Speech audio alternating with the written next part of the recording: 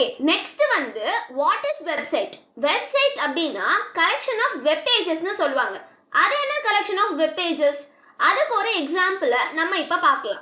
W3 schools அப்படின்னு சொல்லி search பண்றேன். சர்ச் பண்ண உடனே எனக்கு ஃபர்ஸ்டே ஒரு லிங்க் வருது. இதை நான் கிளிக் பண்ணேன் அப்படின்னா இதுக்கு பேரு தான் வெப்சைட் அப்படின்னு சொல்லி சொல்லுவாங்க. வெப்சைட்னா என்ன சொன்னேன்? Collections of web pages. அப்படின்னா என்னன்னா இது எனக்கு ஒரு ஃப்ரண்ட் பேஜ் எனக்கு விசிபிளா இருக்கு. ஸோ நான் இப்போ HTML கிளிக் பண்றப்போ எனக்கு நியூவா ஒரு பேஜ் default.asp அப்படின்னு சொல்லி வந்திருக்கு, லோட் ஆயிருக்கு. ஸோ அதே மாதிரி நான் CSS கிளிக் பண்றப்ப CSS default.asp அப்படின்னு வந்திருக்கு. இதே நான் இன்ட்ரோடக்ஷனுக்கு போனா CSS intro.asp அப்படின்னு சொல்லி புதுசா ஒரு பேஜ் வந்து எனக்கு லோட் ஆகுது.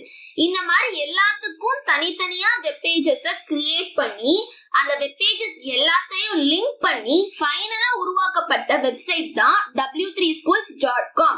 அதனாலதான் வெப்சைட்ஸ் அப்படின்னா கலெக்ஷன்ஸ் ஆஃப் வெப் பேஜஸ் அப்படின்னு சொல்லி சொல்றாங்க.